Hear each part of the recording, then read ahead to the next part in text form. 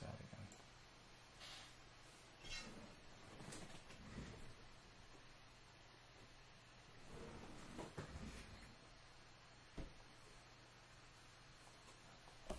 All right, hello everybody. Looks like people are filtering in here. Welcome to episode of Homesteady Live. This first episode since the big announcement last week, telling you guys that we're going to be doing this again every week.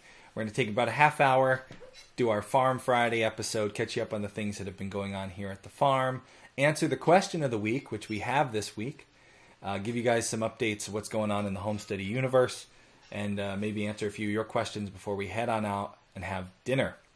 I'm joined tonight with my son. He's running the computer over here, the switchboard. So big high five to my son over here for running things.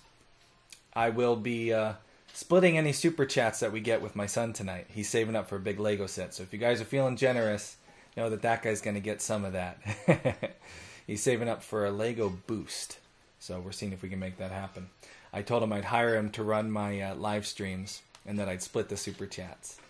So thanks for joining us tonight. We have a fun episode tonight. We're going to talk about skills, homesteading skills, and we're going to talk about this because this week I have been swamped working on the homestead, just doing a lot of different things that sometimes when you spend the time doing them, you feel good about the amount of time spent. Other times, maybe less, and that's what we're going to get into.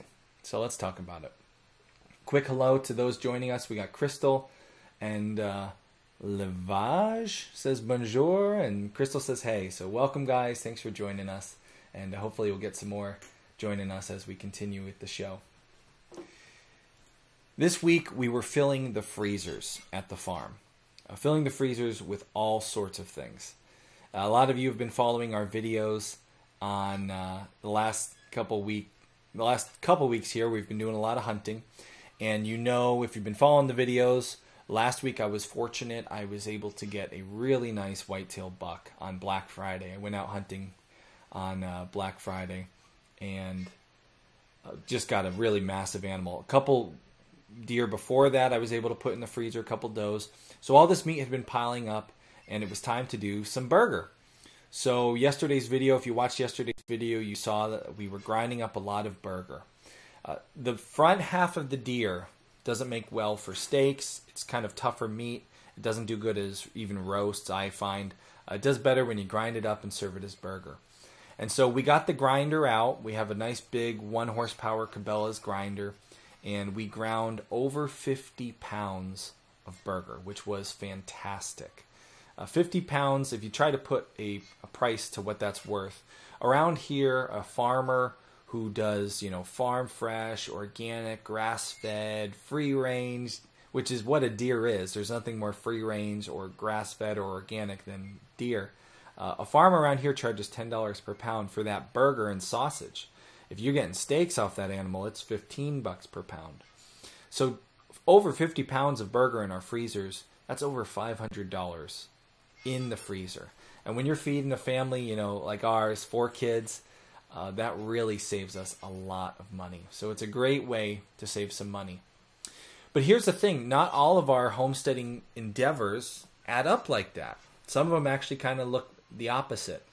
If you guys here on YouTube have been listening to our podcast over on iTunes, if you haven't been, we have started adding episodes to YouTube as we do the show, but a lot of the back episodes are still not here on YouTube. So go check out on iTunes or in Stitcher or Google Play, search Homesteady, and you can get our podcast. But as you podcast listeners know, Accountant Mike always comes onto the show and he does a breakdown for us. And over the last few years, Accountant Mike has definitely given some things a thumbs down. Things that we'll spend a lot of time doing, he says, no, they're not profitable. Not good uses of your time, according to the pencil-pushing accountant. And that included egg-laying chickens, doing bees on your homestead. He said no to dairy cows, but then we reapproached the subject because there's nothing more profitable than a dairy cow, which now I know because we have one. Back when we did the episode, we didn't have one. And then egg-laying chickens, we tried one more time. He still said no. So there are some things we spend time doing that when you look at the time that you put into it and the yield you get from it, And a strict dollars and cents breakdown, they might not make as much sense as, $500 of venison in the freezer. This past weekend, we did one of these things. We made ice cream. So we have all this farm fresh milk that's coming in, and this farm fresh cream that's coming in from our dairy cow Ladybug. And it was, it's piling up. Kay's making cheese and she's making yogurt. But we wanted to try something new. I have an ice cream maker. There was a period of my life where I was trying to make my own ice cream and get really good at it. And I thought it was time to dig up the ice cream maker and go for it again. So we did. And we got the raw milk, the raw cream, and we mixed that together with all the ingredients. And if you watch Wednesday's video, you can watch it as me and my daughter make farm fresh ice cream. It's a lot of work making ice cream. We use that Cuisinart ICE 30, and that ice cream maker makes about a pint, I believe, off the top of my head. It's a very little bit. It's not even a full gallon's worth of ice cream. Maybe it's a half gallon. And it usually takes about 25 minutes to churn, and mixing and prepping another 25 minutes. So you're almost an hour. And at the end of the experience, you have just enough ice cream where a family of 6, everybody gets a cup full, and it's gone. You think, is an hour of my life worth, $5 worth of ice cream? Accountant Mike would definitely say no. He would say, no way. Definite thumbs down, farm fresh ice cream. When you look at the two products that are in our freezer, $5 worth of ice cream versus $500 worth of, ground meat, one clearly has more value than the other. But that's the beautiful thing about learning skills, right? Because when you step back from the value of the product you've made, and you realize that the experience and the time you invested taught you a skill, well, now the whole game changes. That's the beauty of skills. Skills are priceless. You can't put a dollar figure on learning a skill. I remember being a kid in history class and learning about the Renaissance time and the Renaissance man. Do you guys remember what a Renaissance man was? A Renaissance man was someone who sought to become knowledgeable about all sorts of things. And this really hit home with me. Here I was, 5th grade, learning about the Renaissance man. But I'm the kind of person who gets into a lot of things. A jack of all trades, master of none. But I'm interested in them all. That's, with homesteading, you get into the hunting and the fishing and the farming and the gardening and the livestock. And it seems if you've been following our channel, like every month I'm into something new and then moved on to the next. The Renaissance man was that kind of person, somebody who was good at everything. And over the last, 100 years, people have become more and more specialized, and we have less and less Renaissance men. If we think about it, most of the Renaissance men who exist now, who are still around, they're probably in nursing homes. So what do I mean by that? Well, we'll talk about that in a second. But first, I'm going to say hello to more people in our chat box, because we have a lot more people who've joined us. We have 32 people watching. Hello, everybody. Thank you for joining us. So let me say a quick shout out to the Naked Hog, Thomas, Kayla, John Anderson, Barcelos. I hope I said that right. Thomas says, love your channel so much. I own a farm in Vermont. Thanks, Thomas. It's good to know. Barefoot Backyard says hi. John Lord. Welcome, John. All right. So we said hello to everybody. If you guys have any questions, just tag at Homesteady in the chat box. We'll be sure to try to squeeze them in before we finish up. So, Renaissance man in nursing home, right? What do I mean by that? Well, when I think about a Renaissance man, I could think about someone like my grandfather. My grandfather grew up working on a dairy farm. My grandfather is not in a nursing home, by the way. My grandfather still lives in the house that he built himself. Talk about a Renaissance man. He grew up on a dairy farm, a working dairy farm that actually sold milk. And by the age of 12, he was doing all the farm chores. He was up at the crack of dawn taking care of the animals before he would go to school, then come home from school, do another round of chores. I did a really good interview with my grandfather recently. We haven't aired it as a podcast yet, but it's coming. It's a really fun one to watch. But you could see from his story, just by the age of 12, he knew how to do everything on the farm. And by the time he was 16, he was tired of it. So he joined the Navy. And he went off to the Navy. And he spent a few years on a boat, traveling overseas, learning his different roles on the boat. It wasn't a wartime, so he didn't have any action in war. But he did get to learn a whole lot of things right there on the ship. We actually got to tour that ship as a family a couple years back. That was cool to bring my grandfather back to the ship that he was on. But then he left the Navy and he came home. Eventually he learned to be a carpenter. He became a carpenter with his own business, and he would build homes from the ground up, everything, all himself. So here's a man who knows how to do all kinds of farm work. Every time he comes to visit the farm, he's looking at the different parts, the cows and the stanchion and everything. He knows a lot that he learned from the ship and the Navy. He knows how to build a house from the ground up, knows how to run machines. That's a Renaissance man.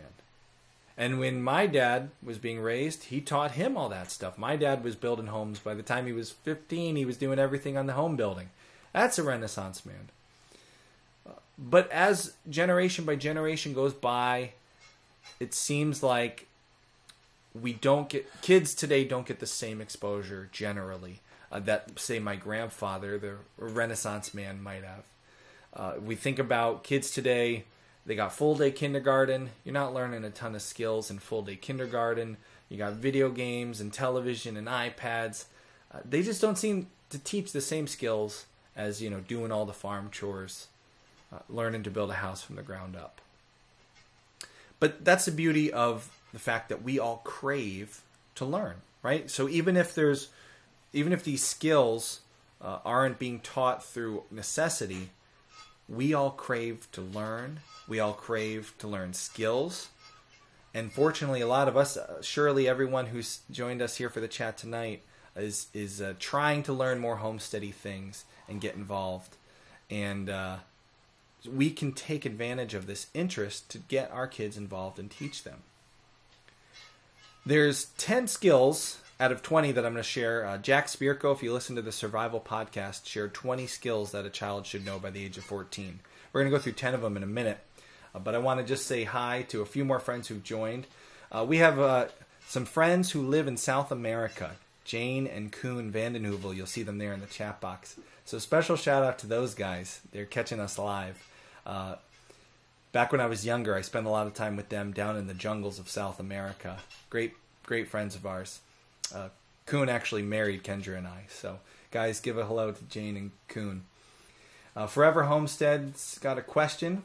We will check back on that towards the end. We got Trish. Jan says hi. Crystal. And Senor Galoze from Brazil. All right. So welcome, everybody. So 10 skills out of the 20 that Jack Spirko shared in this podcast episode. This is a great podcast episode. If you don't listen to the Survival Podcast, you guys all probably do. I don't have to introduce Jack Spirko to anybody here.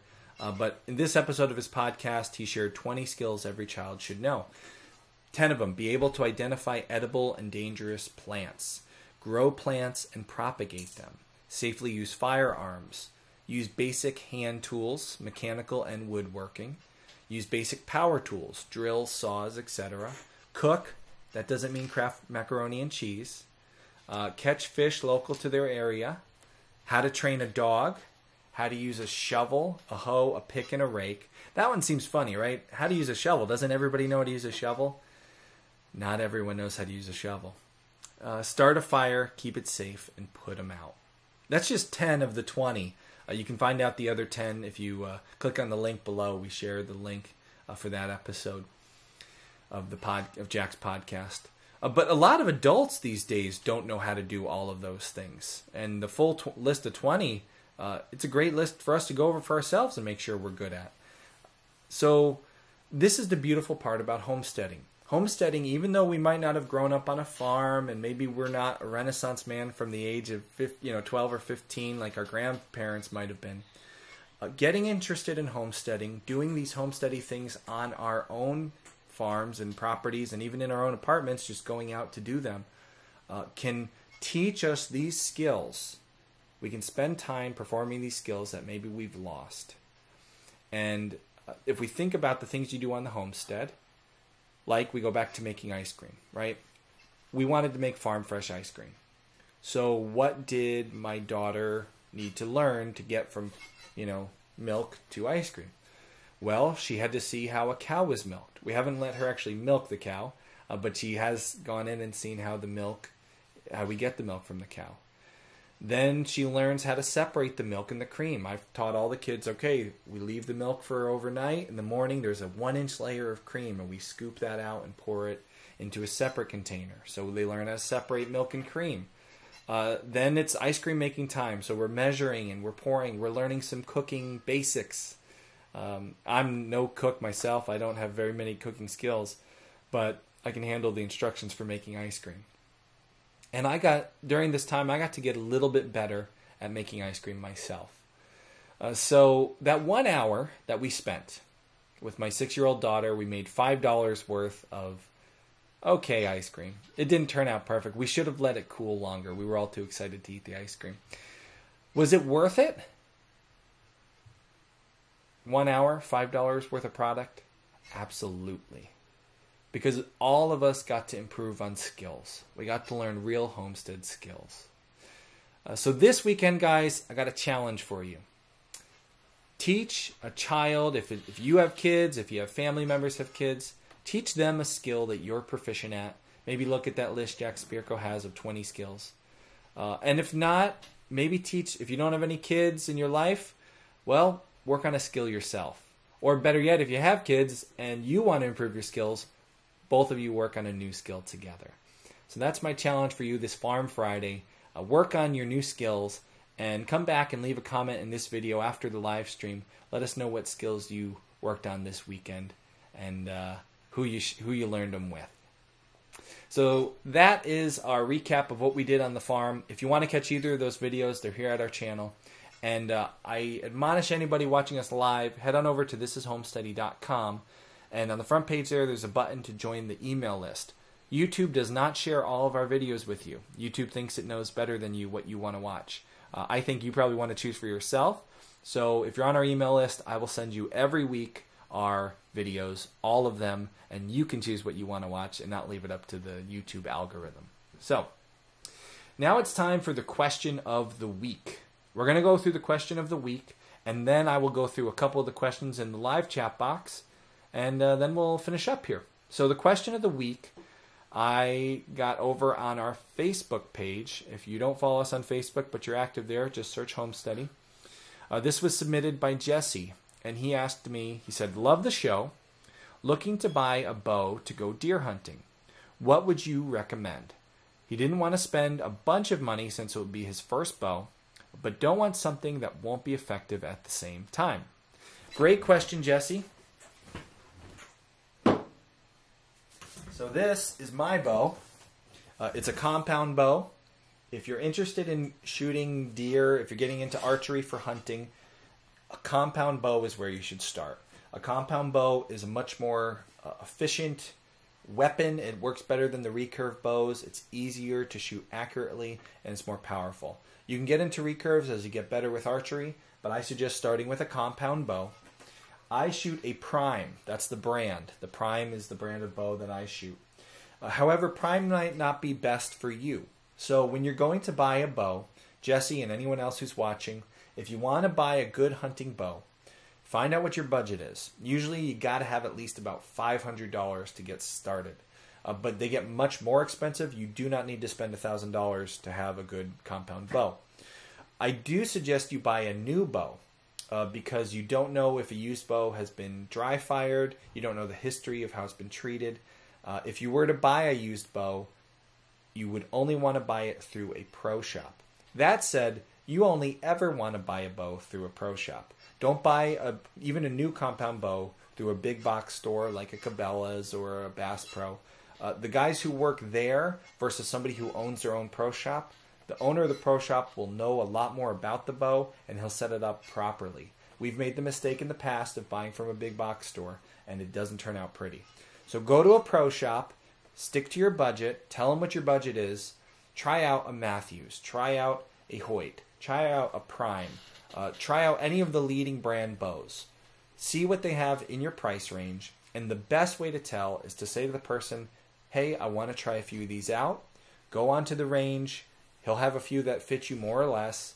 Give them a shot, give them a feel, and look down range. You want to look not for how close you hit to the target, because the bow needs to be set up for you, and if it's not set up, you won't hit the target. Excuse me. What you're looking for is to see if your arrows group well. So when you shoot them down range, don't worry about the bullseye, but if they all wind up in a close hole or a close line, that tells you got a good fit for you. Get that bow fit to you specifically, and the brand name isn't going to matter a whole lot. It really depends on how it feels to you. So I hope that helps, Jesse, and anyone else who's interested in archery hunting. Archery hunting, as you guys know, it's a great way to put meat in the freezer. I go through the work of raising my own animals, but nothing is easier than going out into the woods. Archery hunting is not the easiest way. Honestly, gun hunting is the easiest. But archery is a nice way to put meat in the freezer. So I suggest it. Now let's take a couple of your guys' questions. You who are here with us live. We're going to start at the top. I saw a question from the Forever Homestead. They said they have a small homestead they started a year or so ago. They like the idea of selling farm products. Is there regulations about raw milk in ice cream? Great question, Forever Homestead. So I don't know where you live, and that is a major factor in your raw milk regulations. Usually with all dairy products and all food, there's going to be regulation. And especially around raw milk, there's going to be a lot of regulation. So you got to look, and to be honest, I couldn't tell you the answer to that because I don't know what your states. I haven't studied every state and what the regulations are. But look at your local, the best place to go is down to your town hall, because even every town may be different. You go for the health inspector, you start picking their brain. They're going to tell you no, no, no, but ask to find out, where it's written in town codes and in state codes, and work your way up from there. A lot of times there are loopholes. Connecticut is pretty nice about raw milk. Here in Connecticut, we can do a herd share program, which we're thinking about starting this year. One, so that we can learn more about it and tell you guys what we've learned. And two, because we have gallons of milk and every day more coming in, and we're like, what do we do with all this? So hope that helps, Forever Homestead. I know it's not a great answer. Hey, Ben, we got a super chat from Ben. Ben is a huge supporter of the Homesteady show. He says, good show, man. Ever hear of salmon fevrel chickens? I have never heard of that, Ben. I have no idea what that is. Did I even pronounce it right? Thank you for the super chat, as always. Tonight, Ben, the super chats are going to be shared with this guy. Can you see you, bud? My little guy over here saving for a Lego set. So he's saving for a Lego Boost robot. I want him to get into electronics and robotics. He's interested in it, and that'll be a big part of, just business in the future. A lot of stuff's going to be done by robots. So if you're the guy who's building the robots, you're all right. So my Lego robotics professor over here is going to be sharing the super chats with me tonight. So thank you, Ben. You got to say thanks to Ben. Thanks, Ben. So I'm noticing another question, Kuhn or Jane. I don't know if it's Kuhn or Jane who's watching, but asks, ever injured yourself with shooting the bow? Good question. When you pull back that compound bow, if you leave your arm straight and then you let go, the string will slap you in the forearm and it hurts. And you can always tell a new shooter because they'll get a lot of red welts on their arm right there. So that hurts. Other than that, never hurt myself shooting the bow. I have hurt myself plenty of times hunting, which is why I now carry a safety pack with me at all times, which includes a packet of Quick Clot so that I can keep myself from bleeding out in the field. Long-time listeners have probably heard those stories. Yeah, they've heard that story. All right, I got another question from the Naked Hog. Let's take that one. Naked Hog says, do you find affiliate programs, Amazon, etc., worthwhile to do for a source of homesteading income? Trying to get a YouTube channel going and always see others' affiliate links on their channel. Great question, Naked Hog. I'm going to let a little cat out of a bag here. I'm working right now on a course all about building a business online because now here I am doing it full-time myself. It took me 3 years and change to get to this spot, and we're putting together a class that gets into all this. And one of the lessons I was working on today talks about affiliate marketing, specifically affiliates. And the thing with affiliate programs is this. You can think about it. It makes sense. You will do well with affiliate programs if you have a huge number of people to share those links with. So, for example, Amazon is going to give you somewhere between 5 and 10% as an affiliate, depending on the product and how much you sell of it. If you're selling, if you're doing a new YouTube channel and every video you're sharing one little item that, you're going to make off a $10 item, you're going to make 50 cents, and you have 20 people watching that video, and even one, which would be an incredible number out of 20, actually uses that link, you're going to make 50 cents. It is not a great way to make money quickly. Where affiliate marketing comes into play is as you grow much bigger, it starts to become a better source of revenue. It also is a great way to test out a market before investing your own time in creating a product. So let me explain. I sell my own products and I sell affiliate products. I'm an affiliate to online courses. I'm an affiliate to books. I'll give a good example here. I'm good buddies with John from Farm Marketing Solutions. And John writes a lot of books on, he's got a chicken tractor book. He's got a book all about how to raise your own chickens. And I'm an affiliate of his books. I can sell his books and make a profit from them. Now, I could think to myself, maybe I should write a book on something different than what John wrote a book on. Maybe I'd write a book on raising pigs, right? I wouldn't really, but imagine I did, right? I could test out my market by selling John's books and seeing, without having to go through the time of making a book, how do books sell to my audience? I'll sell John's. Now, I don't get to keep all the money. I get to share, I get a little piece of the pie, from what I would sell. But at least I don't have to go through the work of building a book only to learn, oh boy, I don't sell very many books. I do this with t-shirts. You guys saw our duck t-shirt, the abducted shirt. I get a piece of that shirt. It's actually made in-house and shipped by a company I use, third party. I could go through the work of buying a bunch of shirts and shipping them myself, but I know from sales of my affiliate shirt sales, I don't sell that many shirts where it's worth the investment. So affiliate is a good way to test your market. And if you have a very large audience, you can make some okay money from it. If you have a huge audience, you can make good money from it. But that depends on the size of your audience. If you're a brand new YouTuber, just to give you some scale, I'll tell you a little bit about our numbers here. So we have 25,000 subscribers on YouTube. And we have like 10 to 15,000 listeners of the podcast, and then, our email list and everything. From Amazon affiliates, from that big of an audience, Amazon affiliates every month, I'm very fortunate if I have a month where I make $200 off Amazon affiliates. Now, for some of you, $200 from affiliate links would be awesome, but that's 3 years of producing the show that we produce to get to that point. So if you have a much smaller show than 25,000 subscribers on YouTube right now, let's say you have 1,000 subscribers, should you spend time doing affiliate links? Well, not unless, here's where you have a caveat, you have a video that ranks really well.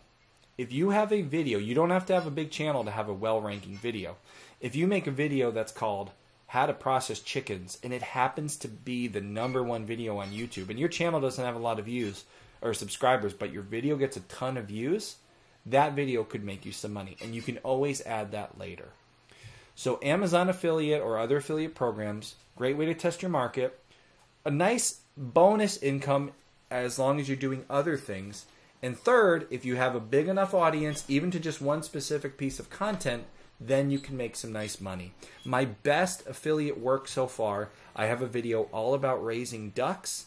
I show you all the equipment I use to make it neat and clean in the brooder. And that video produces every month some money in affiliate links. But like I said, if I get maybe 20, 30 bucks from that video a month, that's performing really, really well. Most of my videos don't come near that kind of performance. Hope that helps, Naked Hog. Stay tuned for that class. That class is going to be coming out probably in January, and there's going to be the whole first lesson will be totally free for you to download and to learn more about that. We'll get into that some more.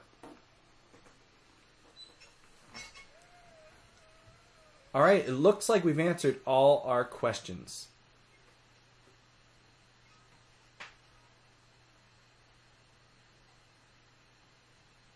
Looks like it. All right, I think we've covered everything. So let me just update you guys on a few more changes here.